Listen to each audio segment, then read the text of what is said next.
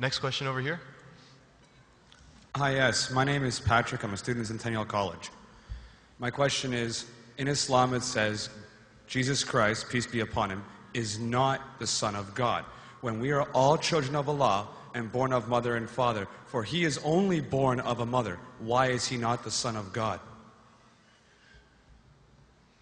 Brother Patrick asked a very good question, a very important question. He said that why in Islam is Jesus Christ, peace be upon him, not considered as Son of God? When we all are children of God, he being born of a virgin woman, all the more reason should be. See brother, if you tell we are children of God, in that way I've got no problem at all. If you read the biblical language, if you say that we are children of God and Jesus is Son of God, in that context, meaning he is person who follows the commandment of God, most verily all the messengers of God, they are sons of God. But the problem is, if someone says he is not a normal son, but he is the begotten son, then there's a problem. Because if you read the Bible have got sons, the God has got sons by the tons. If you read the Bible, Adam is son of God, Ephraim is son of God, Israel is son of God. It's mentioned in the book of Romans, chapter number 8. All those who are led by the Spirit of God, they are sons of God. That means if you follow the commandment of God, you're a son of God. I've got no problem with that phrase at all. But today, that phrase has been misunderstood.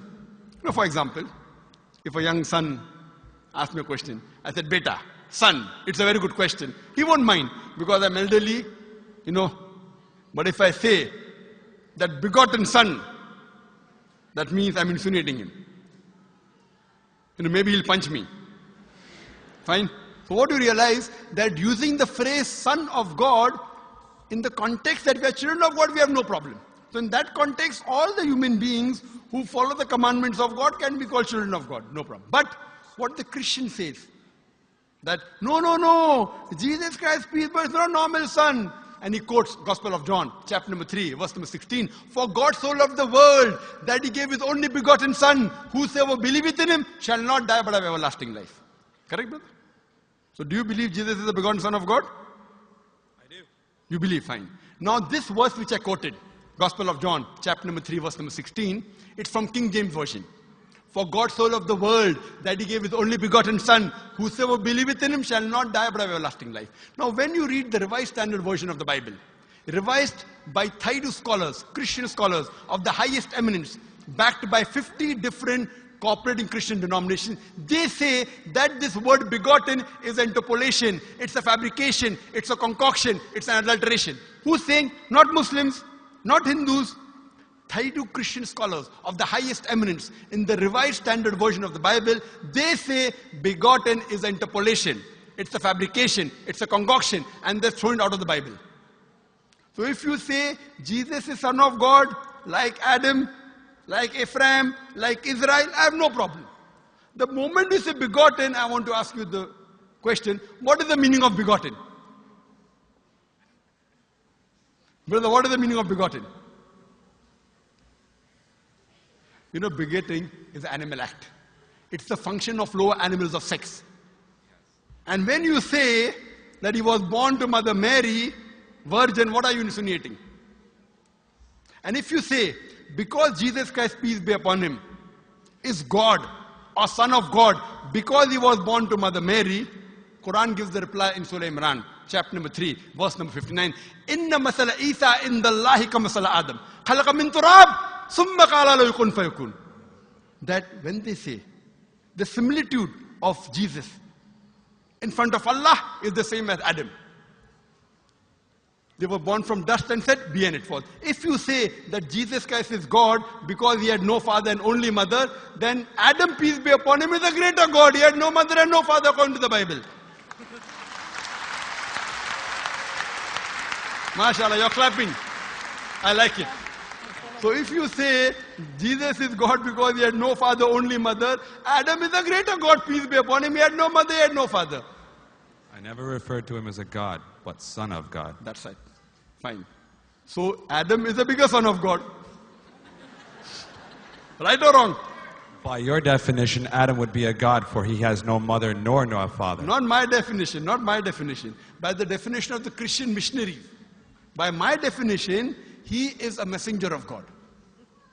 Because God cannot beget. I told you in my talk. Lam yalid wa lam yulad. He begets not, nor is he begotten. The moment God begets, he is not God. Son of God meaning pious person, I agree. That's the reason Allah subhanahu wa ta'ala in the Quran, in 99 attributes, he has missed out Ab, father. Why? It's a good attribute, but Allah did not mention Ab meaning father because people started having wrong meaning of the word father. So he used the more difficult word Rab, but did not use Ab. Logically it's fine, but Almighty Allah subhanahu wa ta'ala purposely did not use the attribute Ab in the Quran because people will misunderstand. That's the reason English-wise, saying Jesus is the Son of God, meaning messenger of God, I'm with you. But the moment you say begotten Son, I have objection. So you say Jesus is a messenger of God, I say peace be upon him after his name. So I respect Jesus Christ, peace be upon him, more than you, Brother Patrick. Because when I take his name, I have to say peace be upon him. If I do not say that, I'm wrong. So I love Jesus Christ, peace be upon him, more than you. I follow his teaching more than you. And if you want, I can prove it to you. That's a different argument, not for tonight. Sorry? That's a different argument and not for tonight. Okay, fine. I'll give you a few things. Jesus Christ, peace be upon him. Fine? If you read the Bible, he was circumcised on the 8th day. Fine? Majority of all the Muslims are circumcised, the Christians aren't. So if you say Christian means a person who follows the teachings of Jesus Christ, peace be upon him, then it's mentioned in the book of Leviticus, chapter number 11, verse number 7 to 8. It's mentioned in the book of Deuteronomy, chapter number 14, verse number 8, you should not have pork. It's mentioned in the book of Isaiah, chapter 65, verse number 2 to 5, should not have pork. Muslims don't have pork, most of the Christians have pork. If you read the book of Ephesians, chapter number 5, verse number 18, in the book of Proverbs, chapter number 20, verse number 1, it says you should not have alcohol. Muslims as a whole don't have alcohol, most of the Christians have alcohol. If you say Christian means a person who follows the teachings of Jesus Christ, peace be upon him, we Muslims are more Christian than the Christians themselves. We love him. We respect him. If you say, I love Jesus Christ, peace be upon him, but don't follow his teachings, your love is false. We, therefore, mashallah, I love Jesus Christ, peace be upon him, more than most of the Christians. Because I follow his teachings, I respect him, I revere him. And Jesus Christ also said, in the Gospel of John, chapter number 16, verse number 11 to 14, I have many things to say unto you, but ye cannot bear them now. For he, when the Spirit of truth shall come, he shall guide you unto all truth. He was talking about Prophet Muhammad to come. So Jesus Christ, peace be upon him, said, you have to believe in the last and final messenger, Prophet Muhammad sallallahu alaihi wasallam. So even that way I'm following Jesus Christ, peace be upon him. I believe in Prophet Muhammad. Do you believe in Prophet Muhammad as the messenger of God? I do. MashaAllah. Now you're more closer to... Allahu Akbar. Allahu Akbar.